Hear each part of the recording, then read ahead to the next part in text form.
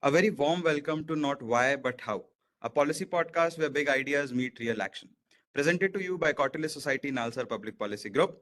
At Not Why But How, we believe that good ideas are not just beginning, what truly matters is making them work. My name is Goyam Pitalia. And I am Jigyasa Sharma. Today, as a special edition episode, we are honored to host a scholar whose work bridges history, ethics, and the urgent questions of our time. Joining us is Mr. Ramachandra Guha, renowned historian, biographer of Gandhi, and one of India's most influential public intellectuals. Through groundbreaking books like Gandhi, The Years That Changed the World, and India After Gandhi, he has reshaped our understanding of democracy, environmentalism, and the moral foundations of modern India. Mr. Guha, a very warm welcome from our end. Thank you. Sir,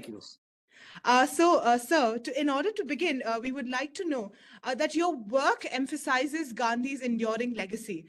So we were wondering in a world which grapples with polarization, climate crises, and inequalities, how do you see Gandhi's ideas speaking to these modern challenges? Are there perhaps specific principles like swaraj, satyagraha, or trusteeship that hold unique relevance today, sir? So, first of all, my interest in Gandhi is that of a scholar. Right. Not of an advocate or someone seeking solutions to our problems today. So I should tell you and your viewers a little bit about how I came to Gandhi and why I find Gandhi so fascinating. So 40 odd years ago, I began my academic journey with a doctoral dissertation on the origins of the celebrated peasant environmental initiative known as the Chipko movement. Right. And this movement, of course, the rank and file was peasants from Uttarakhand, men, women, children from Uttarakhand. But the leaders had been schooled in a Gandhian tradition, had worked with some of Gandhi's direct disciples like Vinoba Bhave and Jayaprakash Narayan. So in my early work, I saw the influence of Gandhi. Then I started working on Indian democracy, and there Gandhi was again. I wrote a biography of a very unusual, eccentric Englishman called Veria Relvin, who worked among Indian Adivasis. He too was inspired by Gandhi. So I decided working on Gandhi directly. And to me, Gandhi is intriguing and interesting for several reasons. One, he lived a long life. He lived almost 80 years. Two, he lived his life in 3 continents. So he was born in Gujarat, raised there, went to London to study, returned to London 4 times afterwards. So England was an important influence in his life. Spent 2 decades in South Africa before he returns to India. And it's very rare to find, people who have immersive experience of 3 continents. And in each of these continents, he traveled widely. He traveled across England, in South Africa. He was in, across Natal and Transvaal. And of course, no one knew our large and diverse country as well as him. And he mostly navigated it, not on his machine looking at internet pictures or Instagram pictures, nor from 20,000 feet up in the air, but on foot and by train. So he lived a long life. He had immersive experience of 3 continents, and he himself had at least 5 careers. So he was a freedom fighter. He was a social reformer. He was a religious pluralist. He was a constructive worker, and he was a writer. I mean, he wrote in 3 languages. He edited a journal for 40 years. He's correct. So, and then finally, he had ideas about all the important issues of the modern world because he had multiple careers. He was interested in political tactics. How do you fight colonialism? Through non-violence or through armed struggle? In questions of justice. How does a society like India cope with traditional inequalities of caste and gender? With issues of interfaith harmony, issues of environmental sustainability, with issues of ethics. How do you lead a truthful and transparent life? So my interest in Gandhi is because of how rich and diverse and fascinating his life and multifaceted his life and career were. So that's what I documented in my 2 volumes of my biography. I'm now writing a book at the moment as I speak to you. I'm writing a standalone sequel to my 2-volume biography. So my biography follows his life. Right. What he did, who were his friends, his rivals, his enemies, his families. How did he become a political activist? What direction did his struggles take? and so on and so forth. The book I'm writing now is about his ideas. Okay. What his ideas on justice, on faith, on political change, on economic development, and so on. So that's really where I come from. I'm a scholar who thinks Gandhi is, in many ways, the most interesting modern person. You know, even if you look at the range of his friendships, Right. his friends, he had men friends, women friends, billionaire friends, working class friends, friends who were Hindu, Christian, Jewish, Sikh, Parsi, whatever, right? So of different nationalities, he was not close-minded. He was very open to other cultures, other contexts. So that's why, as a scholar, I find Gandhi a subject worth spending much, not all of my life. I've written other kinds of books too. I've written books on topics in which, like cricket, in which Gandhi barely figures. But that's really where I'm coming from. So I'm not looking at Gandhi to help, so essentially, to help us solve the problems of today. That is secondary. I mean, clearly, Gandhi has something to say to India today, particularly when it comes to rising majoritarianism and authoritarianism, and also the environmental crisis. But even there, I always say I'm a scholar of Gandhi, I'm not a Gandhian. Now, this distinction is very important because I don't believe Gandhi has all the answers. If you want to make India a more peaceful, more caring, more tolerant, more habitable society, there may be areas in which Ambedkar is more relevant, or Kamala Devi Chattopadhyay is more relevant, or Tagore is more relevant. So I think that's so. I think I want to make it clear right at the beginning that my interest in Gandhi comes out of scholarly curiosity and this endlessly fascinating, enigmatic man whose life I want to uncover in this detail. It's not to find problems for today. That's not my intention in studying. Thank you so much, sir. And I'm so glad we've gone to that tangent where we're looking at Gandhi with this enigmatic personality with the help of retrospect, perhaps. And we wanted to know, as when you were writing your biography and you were understanding this immense individual and you were re-examining his complexities, what, sir, did surprise you the most about Gandhi while you were researching? Has your understanding of him evolved, Yes. especially regarding his, say, political strategies versus his own personal contradictions? How has your opinion of So Gandhi? so many things surprised me, and I learned many things in the course of my research. Uh, I would say, if I have to single out a few things, the first thing I'd say, since you are in a law school where admission is very competitive, uh, and in a broader environment where academic distinction and academic excellence is so cherished, not just by parents but by students themselves. One of my most interesting discoveries was what a mediocre student Gandhi was. So, I found a book. There are thousands of books written about Gandhi, as you know. And I found a book on the pavement in Daryaganj, in Delhi, in Delhi's locality of Daryaganj. Every Sunday, there is a book market on the pavement. And there I found a book which I had never seen cited in all the vast literature on Gandhi. It was called Mahatma Gandhi as a Student. And it was compiled by a man called J.M. Upadhyay, who in the 1960s was principal of the school Gandhiji had studied it in Rajkot, which was called King Alfred High School. Later it was named after Gandhi. And he had found in the records of the school Gandhi's mark sheets. And Okay. Gandhi was an utterly mediocre student. Gandhi was in later life uh, recognized as a great master of Gujarati prose and of English prose. But his Right. school leaving marks in Gujarati and English were in the 40s, 43, 45%. So, in a sense, and J.M. Upadhyay ends his book by saying, it is well known that Gandhiji made heroes out of clay. He made heroes out of clay. Right? Ordinary people, became freedom fighters, went to jail inspired by him. So it is well known that Gandhiji made heroes out of clay. And then Upadhyay continues, his first and undoubtedly his most successful experiment was on himself. So at one level, this is one interesting thing I discovered about Gandhi, that he was, not a brilliant student. I mean, he was a great man and a transformative historical figure who happened to be a mediocre student. And so, by the way, was Einstein, interestingly. Now, Yes.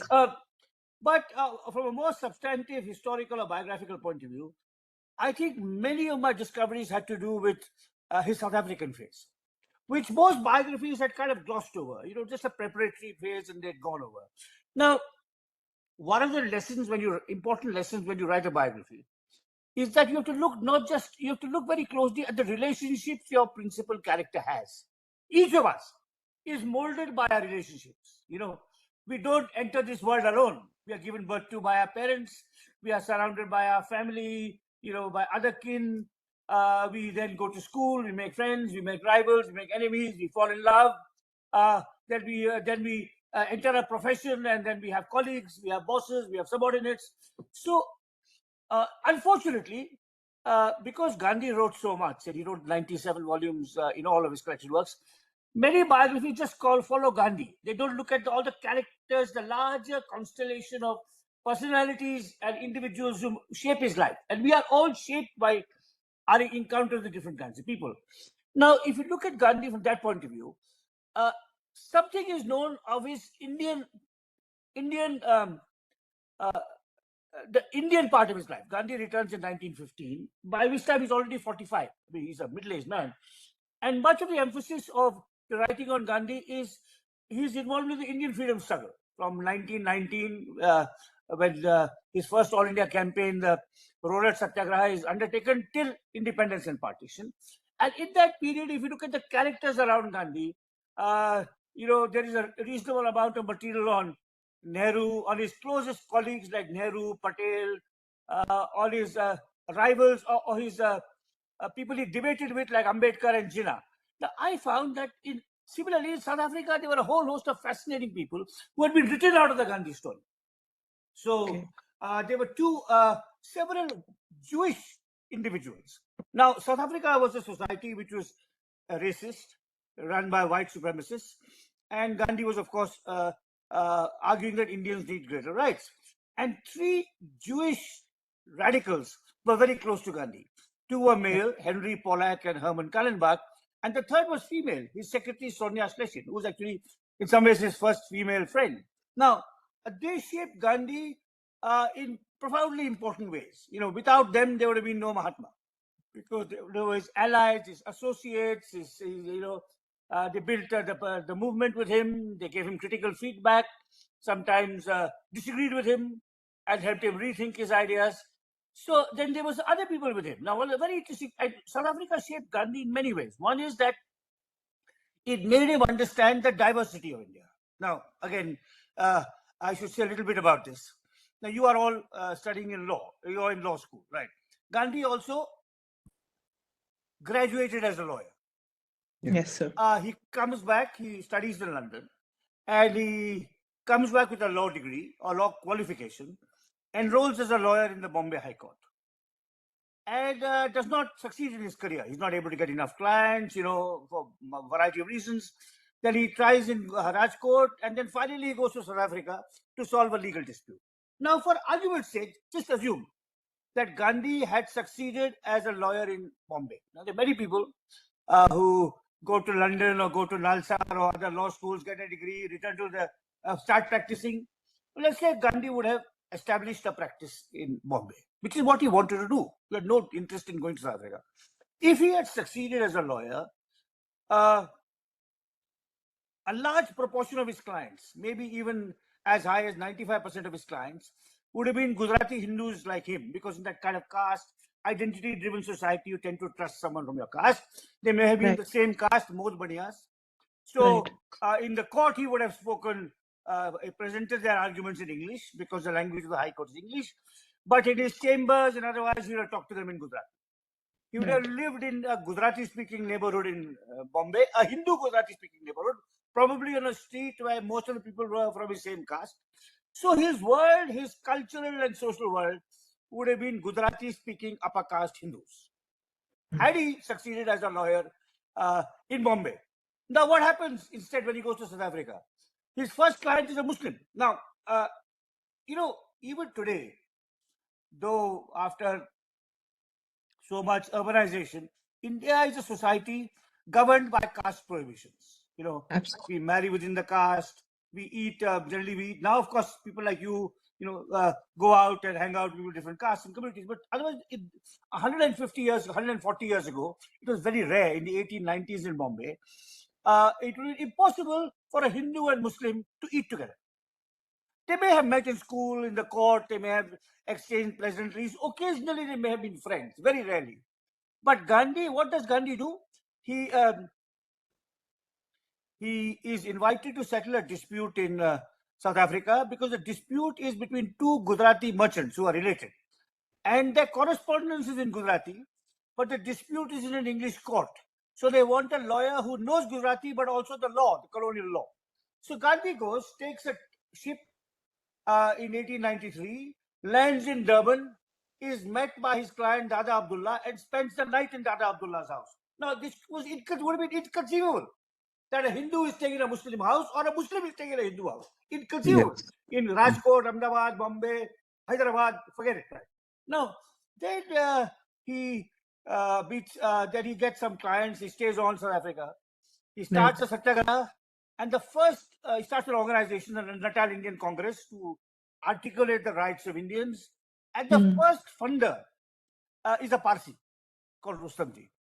Then when he starts his movement, some of his fellow Gujarati Hindus join. Then they are nervous. Then it's a Gujarati Muslim called Kachalia who is the most militant satyagrahi and who saves the movement in the first phase of satyagraha. In the second phase, it is Tamil who come from a working class background and who are settled in South Africa, who really are Gandhi's chief comrades. So he understands that India is not a land of one religion, one language. He starts a newspaper, and that newspaper is printed in 4 languages, 4 scripts: Hindi, Gujarati, Tamil, and English. So his understanding of India as a multilingual, multi-religious country comes only in the diaspora. Yes. Yeah. And not just that is multilingual, multi-religious, that you can have fruitful exchanges and interactions with people of different languages and different religions, not be confined in your caste or religious ghetto. Now, these are some of the things that's why I devoted a full book to the South African phase. Otherwise, most biographies that have 30, 40 pages and then come to Rolat, Champaran, Rolat, non-cooperation, Chori Chora, and just go on. It's kind of a very well-known story. But so that's starting with regard to the first volume. Even the second volume, there are lots of interesting details and interesting characters who don't get their due. I argue that the most important person in Gandhi's life is actually Mahadev Desai, his secretary, who's much more vital to Gandhi than even Patel and Nehru in terms of shaping his thought and so on. There's a great deal of new material on Ambedkar and their arguments, and so many, many things. So many interesting nuances and new characters in my who shaped Gandhi in South Africa and in India and in England, who have not really got their due in previous biographies, that have just presented this heroic figure and his journey. First of all, thank you, Mr. Guha, that you informed me that Gandhi was a mediocre student. I think now I'm more confident about myself after knowing. So moving forward, Mr. Guha, I have one specific question about Gandhi, that Gandhi's critique often argue that non-violence succeeded against British colonialism. Yes. A regime, while oppressive, had democratic institutions back home.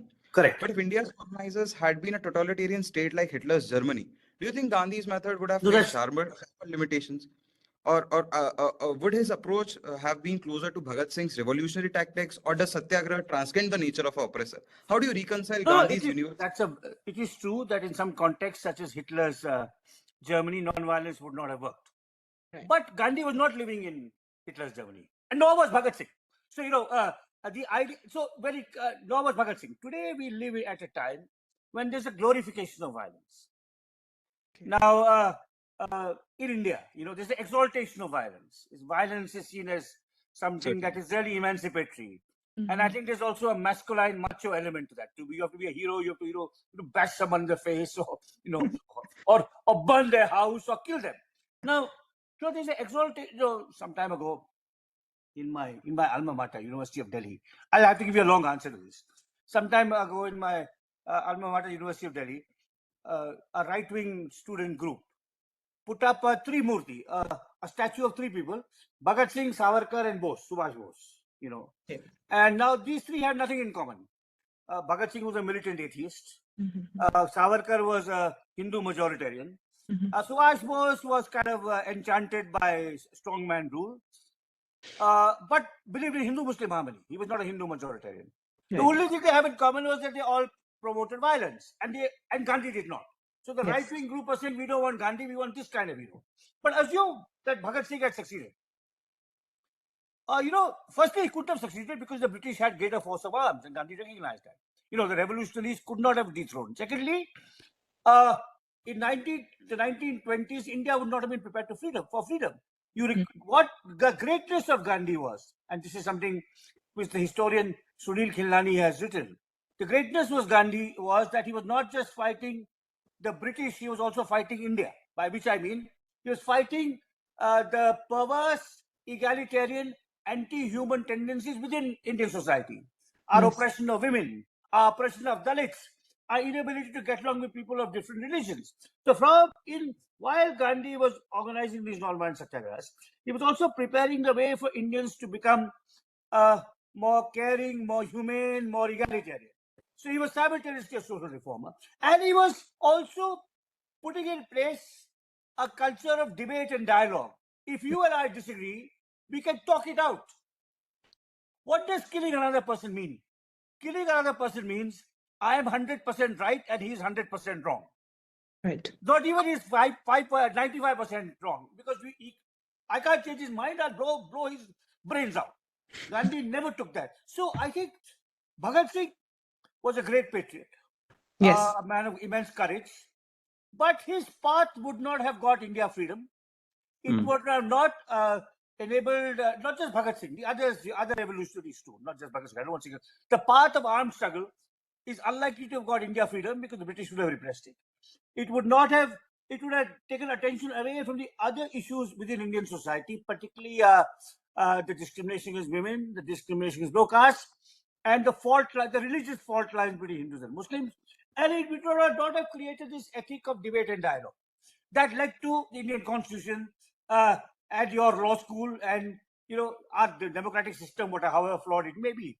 So I think in the Indian context, I think Gandhi's way, and in most contexts, Hitler's Germany is an extreme case. Right. If you look at other countries, if you look at there have been studies now of political transitions in the last 30 years, since the 1980s, the last 40 years, and they've shown that wherever these movements against authoritarianism are non-violent, they're more likely to have democratic outcomes than if they're violent. Because if you achieve power through violence, you will then wage violence against other people in your own country and even in your own party. If you look at Zimbabwe, it's a good example of how that happened.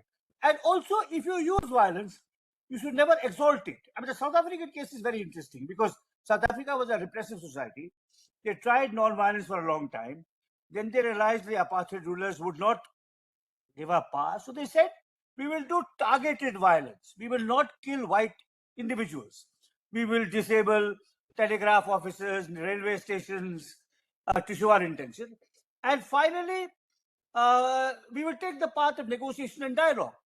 And when Mandela was freed, he adopted the Gandhian path of getting white people also on his side.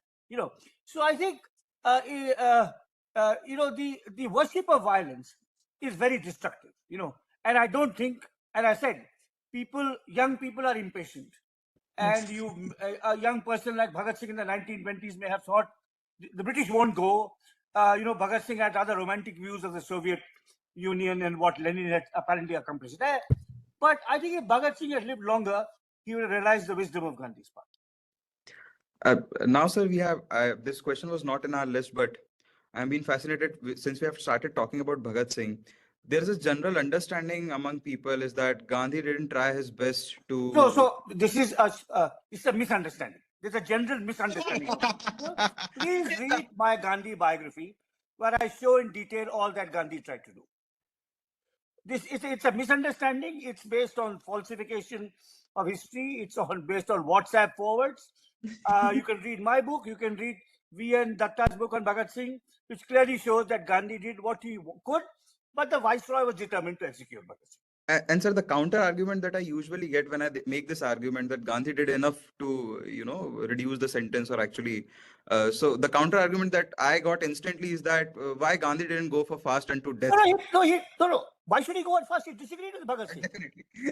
If you see the abuse that Bhagat Singh is, you'll have to read my new book. My new book has 4 chapters on violence and Gandhi. So waiting, sir. my last book tells you what Bhagat Singh tried to do, Gandhi tried to do to save Bhagat Singh's life. And also the empathy that Gandhi had for Bhagat Singh and Nehru. Nehru actually visited Bhagat Singh in jail. And these arguments that are made today are by people who don't know very much about Bhagat Singh's own philosophy. They usually come from the Hindu right. And I can tell you, there's one thing we know about Bhagat Singh, is that Bhagat Singh would have hated the BJP much more than he hated Gandhi. Don't these arguments come from there. But it's not true. Read my book. And also, as I said, Gandhi tried, and the Viceroy said, no, we want to make an example of these young men. That was it. So that Gandhi was open to supporting World War I efforts. So was he really into so that was a mistake. That was a mistake. And then, all of us make mistakes, and he grew out of it. He was criticized then, rightly. And so the argument about quit India is something, there's another argument. There's a different argument we made about quit India, which is also there in my book, which is much more plausible, not inconsistency about violence, which is that when the British had their backs to the wall against Hitler and the Nazis, quit India was a tactical mistake because freedom was coming anyway. By 1937, when you had the Government of India Act and you had, all these governments elected with Indian prime ministers, as they were called, 7 out of 9 provinces were run by the Congress, freedom would have come. And of course, it was impeded by the war. And by launching the movement, it can be argued that Gandhi removed the entire Congress leadership and rank and file from active social work, political work, and left the Muslim League free. So you can have an argument about quit India, but Gandhi did not actually never sanction violence. That's not true. It happened that students were angry because their leaders had been arrested. They ran underground radio. They attacked police stations. All that is documented in my book. So moving forward, I read your book, and this was the chapter which was most fascinating, and I had my own questions about this chapter. That in your book, you describe Gandhi's Brahmachari experiment with his grandniece, Manu, as the strangest experiment. Yeah. Today, these acts are criticized as exploitative or morally indefensible, even if framed as spiritual test. How do you, as a historian, contextualize this episode? It's all there. So just read that. So again, I do not defend it. I criticize it. I explain why he did it. I show why his mind was in psychological turmoil. The people who would have held him to account, like Mahadev Desai, Tagore, C.F. Andrews, and Kasturba Gandhi, were all dead. So all these questions are answered. So I don't want to do a tutu meme. These questions, and that's why I call it a strangest experiment. And I also say, though Manu herself, the new material in that chapter, each of my chapters has new material, which you'll find in no other book. In that chapter on Gandhi's Brahmachari experiments, the new material is that Manu herself wanted to test, because there was a young man in Gandhi's entourage who was involved with her, who wanted to marry her. Okay. I think. Yeah. But that does not excuse it, because there is a hierarchy. He's much older. He has, a kind of psychological hold to her. And it's not so. In that chapter, I very clearly say it was peculiar, puzzling, and probably indefensible. And these are the reasons why Gandhi and Manu undertook it nonetheless. So it's described in detail in that chapter. So as we've talked about these aspects of the individual Gandhi, and so we were all wondering while we read these books and while we discuss about such individuals and contextualize it to larger other historical leaders, as you have talked about Gandhis as well, sir. So we were wondering, Mr. Guha, how do we balance scrutiny of their personal lives with their public lives? It must be done. But the greatness of Gandhi, it's all there. Yes, Gandhi himself tells you about his experiments. Right.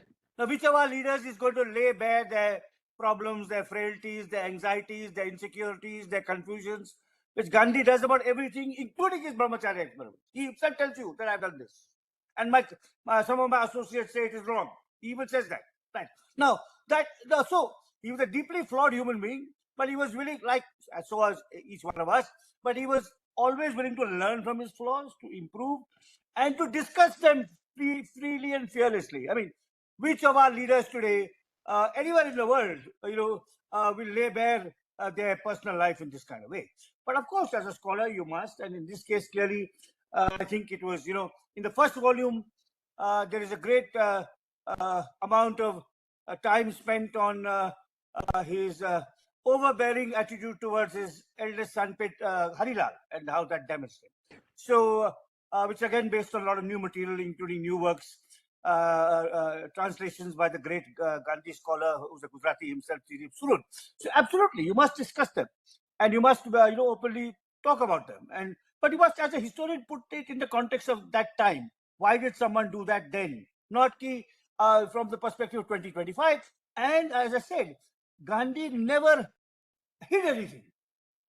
The rest of us are always hiding our frailties, our insecurities, our anxieties, our hypocrisies, our contradictions. We always try to justify them, paper over them. And the more powerful you are, the more you want to suppress the truth. That is true of. So I think that is Gandhi's life was lived completely in the open. Again, in my new book, I discuss some of the criticism made of Gandhi, which is his early racism. And this is all documented in the collected works, and I show you how he was a racist and how he outgrew it. Now, I think that's also really important. All of us have our prejudices. We grew up in a particular context. We have a caste prejudice, a gender prejudice, a race prejudice.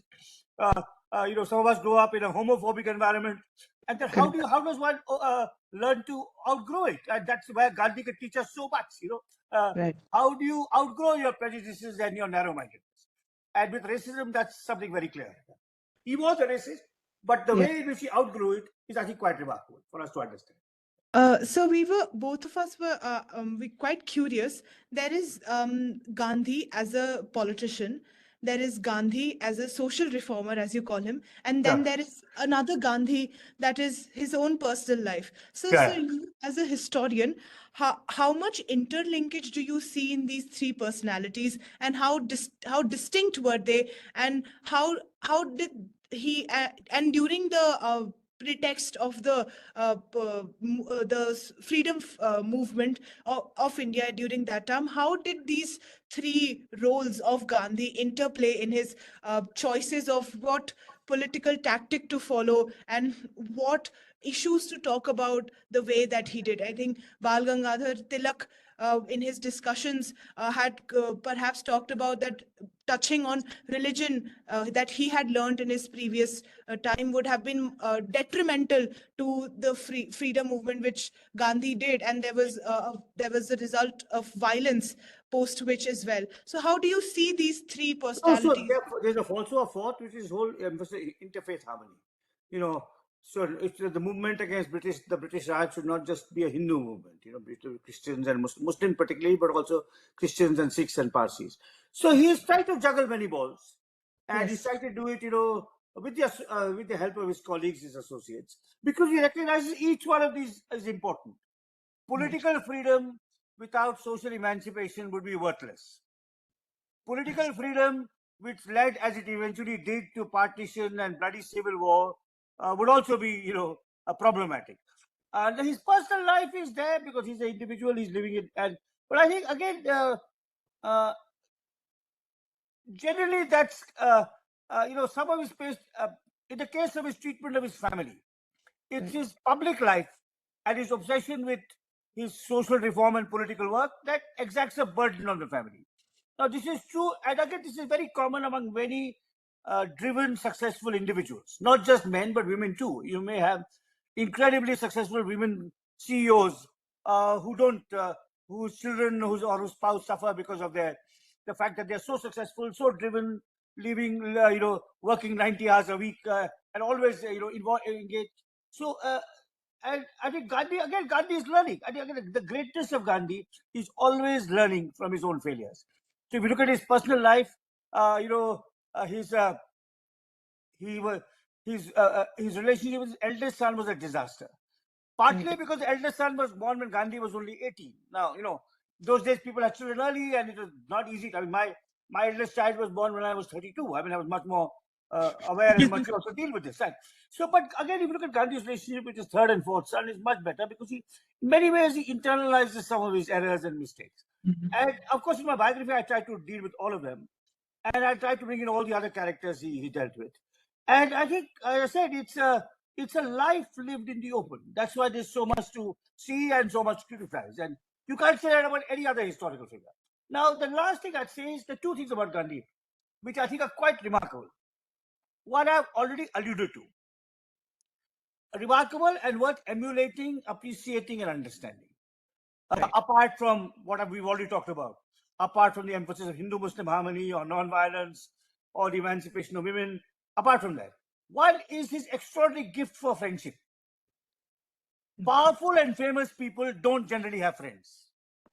They say it gets lonely at the top. You know, it often said it gets lonely. You only have some chance. Yeah, or you don't have. Right. So I think that is, if you look at his friendships and the letters he wrote to his friends, his male friends, his female friends, his Indian friends, his non-Indian friends, his Hindu. That is, I think, so that is, I think, something which is so unusual among a person who is so intensely driven and lives such a public life. And the other quality of his, which I'd like to underline, is his ability to build, to make what I say, his ability to make leaders out of followers. Now, if you look at the kind of people who Gandhi came to Gandhi and whom he trained and whom he nurtured and who then became major figures in their own right. There is Nehru, there is Patel, there is Azad, there is Kamala Devi Chattopadhyay, there is Zakir Hussain, there is Miraben, and there are dozens and dozens of others. Now, if you compare Gandhi's ability to nurture the next generation of visionaries, patriots, social reformers, following his, and you compare that to India's three most influential prime ministers, Jawaharlal Nehru, Indira Gandhi, and Narendra Modi, have never nurtured a single successor in any sphere. It's only about themselves. And that's true of most CEOs too. It's true of many heads of NGOs who have become, superheroes. And it's all about them. So I think his gift for friendship and his ability to build a team around him and then to carry on the legacy long after he was gone, the way Nehru and Patel and others did, the Kamala Devi did. Now, these are things I think that are very, very remarkable about Gandhi, which I think are lessons for all of us today. So moving forward, these days, what I have witnessed. So since we talked about Gandhi right now, what we understand is while talking about Gandhi and understanding Gandhi, you definitely need to mention Nehru, Sardar Vallabhbhai Patel, Bose, and Bhagat Singh. So what we have started looking at, and I'm curious to know your opinion on this, that these days we are doing, when we discuss, we are doing more of Gandhi versus Bhagat Singh, Gandhi versus both. Not in terms of political ideology, but we are pitting one political figure with another. In maybe a kind of contempt that we hold for another. How do you look at it? So it's a product of the politics of today. Essentially, the politics of today, and I'll have to be honest about this, and I hope I don't get you and your podcast into trouble, but it's the politics of today and it's the rise of the Hindu right. The Hindu right has basically two hate figures. One, they explicitly hate, who is Nehru. The other is they don't dare explicitly hate, but don't dare explicitly articulate their hatred, which is Gandhi. So the entire ideological project of the Hindu right is promoting Hindu majoritarianism on the one side. And in this promotion, the legacy of Nehru and Gandhi are the major threat and challenge because neither of them would ever stand for Hindu majoritarianism.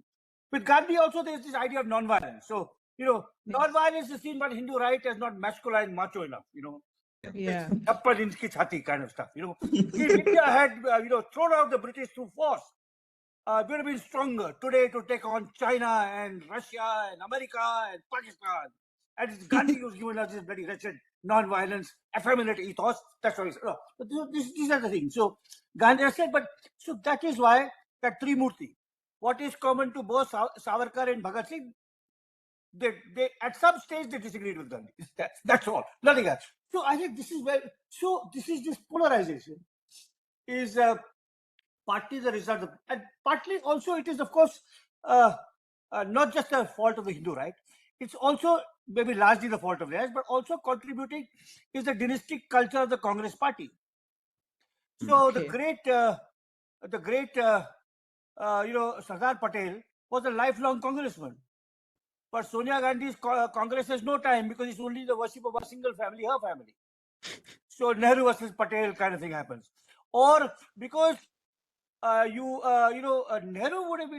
had no intention or desire that Indira Gandhi would succeed him. The dynasty comes afterwards. And then retrospectively, this dynasty has also cast a stain on his name. Now, I think there were disagreements. I mean, Nehru and Patel disagreed on things. Nehru and Gandhi disagreed on things.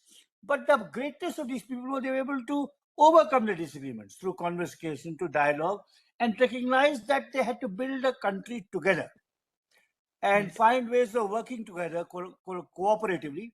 Because any two individuals have disagreements, friends, romantic partners, parents and children.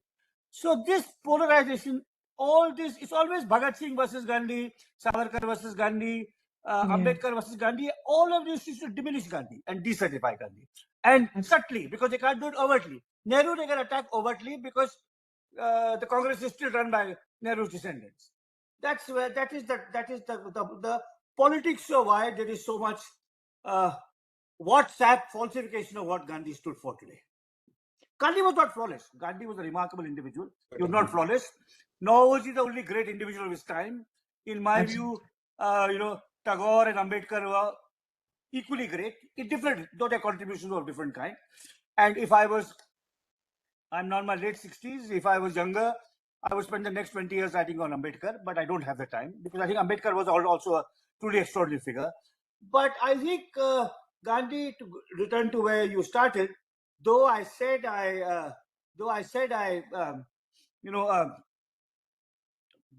that my interest in Gandhi is principally that of a scholar and a historian, I do recognize, to answer your first question directly, I would still like to underline that he still has a great deal to offer Indians and India and the world today, and in at least 4 or 5 respects. One, if non-violence is feasible, that is a much more, not just morally valuable, also politically pragmatic way of achieving lasting social change, firstly. Secondly, that India remains a deeply unequal society, despite our constitutional guarantees of equality, and women and Dalits still need, to be given honor and respect. Thirdly, the religious fault lines that Gandhi warned will divide us still remain. Fourthly, the environmental challenges we face, and Gandhi was one of the few individuals, not Nehru, not Ambedkar, not Bose, not Bhagat Singh, not Savarkar, none of them recognized that global industrialization and the creation of a mass consumer society would imperil human existence on earth. Gandhi was an early environmentalist. And fifthly, the openness of his life. And sixthly, his ability to build a team. So there are many things in which Gandhi still speaks to us, and we can still listen. That does not mean he has all the answers, or there are not other ways in which other thinkers from our modern history may have things to contribute. But if you turn your back on Gandhi completely, as the current generation seems to be doing, I think that's not just a disservice to Gandhi, that's a disservice to the future of India. So, sir, to end on a forward-looking note, I would like to quote Yogendra Yadav. Yogendra Yadav once said कि आप गांधी से स्नेह तभी कर सकते हैं जब आप गांधी की निंदा कर सके, which translates into you can only love Gandhi if you can criticize Gandhi. Yeah. So, as young Indians navigating the polarized world, how should we engage with Gandhi's legacy today, honoring his ideals while interrogating his failures as well? So wait for my next book. It will be out next year. It's precisely this. It's called. It's basically about. It's not a biography. It's a follow-up to my biography. It's about Gandhi's debate, the debates and arguments around Gandhi's work. Whether it's with the Marxists, whether it's Hindu right, whether it's question of non-violence, whether it's on Hindu-Muslim harmony, whether it's on industrialization, and from there you can see what we can learn from Gandhi and where we don't need Gandhi. So it's a 400-page answer, but I hope some of you are patient enough. It's much shorter than my biography. My biography together is 2,000 pages. This will be only 400 pages, 1/5 the length. But that's where we are. So, sir, now that you have mentioned about your... Thank you so much, Mr. Guha, for discussing Mr. Gandhi's legacy with such nuance and, reminding us that his ideas are not just like relics of the past, but urgent calls for ethical courage in today's fractured world. And to our listeners, as we confront polarizations, inequality, and the climate crisis, let's channel Gandhi's spirit of experimenting with truth, questioning, adapting, and acting. Thank you so much for tuning in. Until next time, keep asking not why, but how. Thank you. Thank you. Thank you so much, sir.